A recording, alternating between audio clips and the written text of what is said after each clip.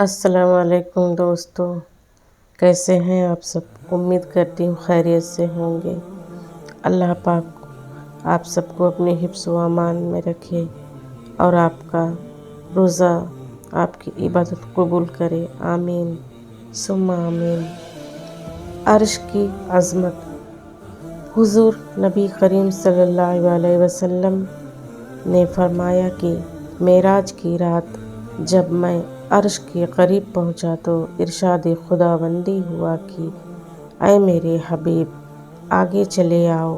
اس وقت آپ علیہ السلام نے نعلین مبارک اتارنی چاہی تو عرش عظیم میں لرزہ آیا اور آواز آئی، اے میرے حبیب علیہ السلام نعلین سمیت عرش پر جلوہ گر ہو جاؤ تاکہ آپ علیہ السلام کے قدم کی برکت سے میرا عرش قرار پائے۔ آپ علیہ السلام نے عرض کی، یا اللہ، موسیٰ علیہ السلام کو حکم ہوا تھا۔ ترجمہ: اے موسیٰ، اپنی نعلین اتارو، تم طویٰ کی پاکیزہ وادی میں ہو۔ جب تیرا عرش کوہ طور سے کئی درجہ افضل ہے، میں کس طرح نعلین سمیت آ جاؤں؟ تب حکم خداوندی ہوا، اے میرے حبیب صلی اللہ علیہ وسلم، موسیٰ علیہ السلام کو نعلین اتارنے کا حکم اس لیے ہوا تھا کہ طور سینا کی خاک اس کو لگ جائے اور موسیٰ علیہ السلام کی شان بلند ہو جائے، اور آپ علیہ السلام کو نعلین سمیت آنے کا حکم ہے، اس لیے آپ علیہ السلام کے نعلین کی خاک عرش کو لگ جائے تو عرش کی عظمت کو 4 چاند لگ جائیں گے۔ سبحان اللہ، سبحان اللہ۔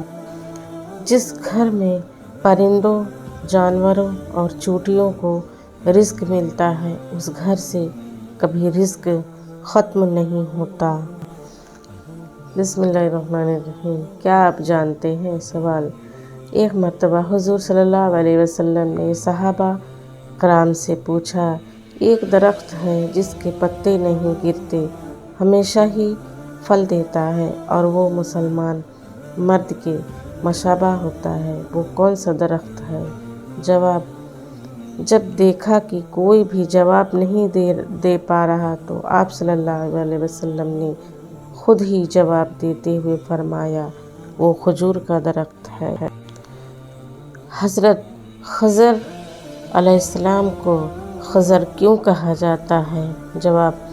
آپ جہاں بیٹھتے وہاں ہری ہری گھاس اگ جاتی تھی، اس لیے لوگ آپ کو خضر کہنے لگے۔ کیا آپ جانتے ہیں قرآن کو قرآن کیوں کہا جاتا ہے؟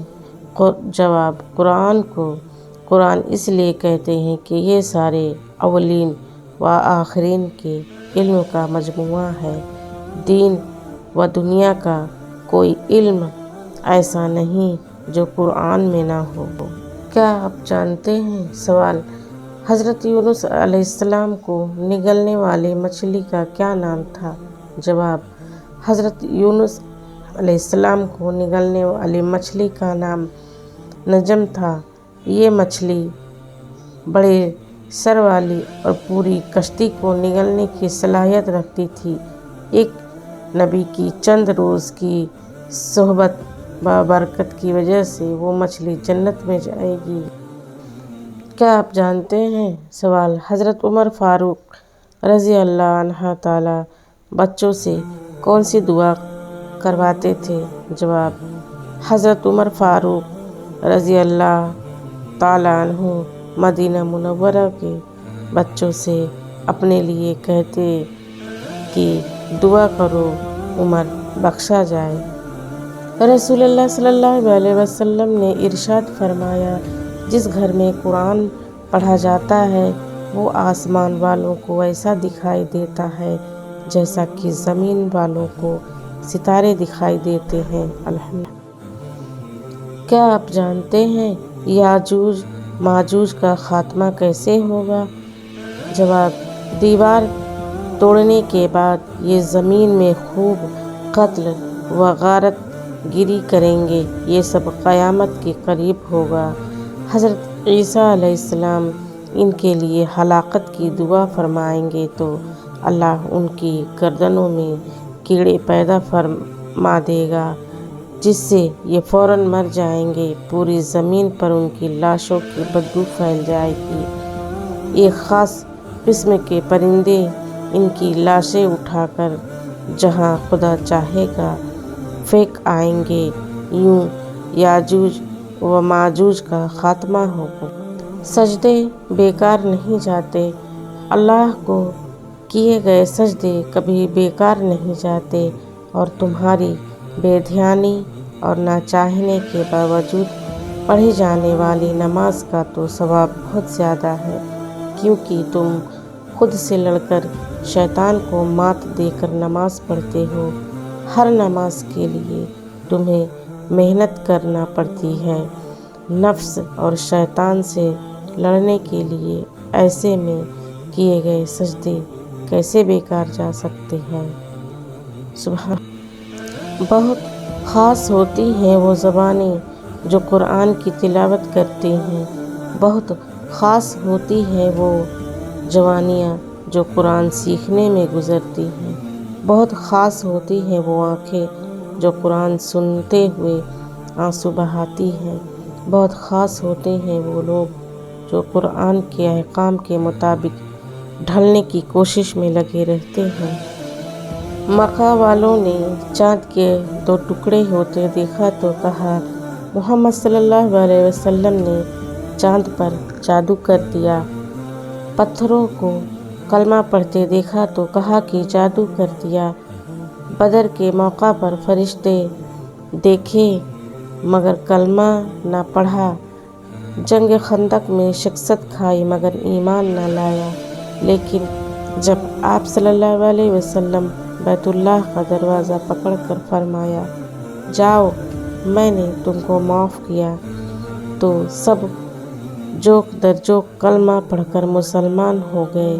معاف کرنا بہت بڑا عمل ہے، معاف کرنا اور معافی مانگنا سیکھیے۔ اللہ امتحان لیتا ہے تاکہ صابر رہو، آزمائش میں ڈالتا ہے تاکہ اس کا شکر گزار رہو، رلاتا ہے تاکہ صاف دل رہو، چپ بھی کرواتا ہے تاکہ اس پر یقین رکھو۔ حضرت آدم علیہ السلام نے اللہ سے گزارش کی تھی جو شخص مجھے دفنائے گا اسے قیامت تک زندہ رکھنا۔ آدم علیہ السلام کو دفنانے والے حضرت خضر علیہ السلام ہیں۔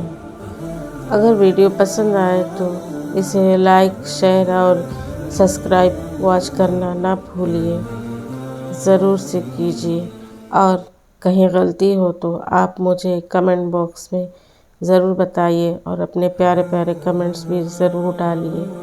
اللہ آپ کو ہمیشہ خوش رکھے، آمین ثم آمین۔ جزاک اللہ۔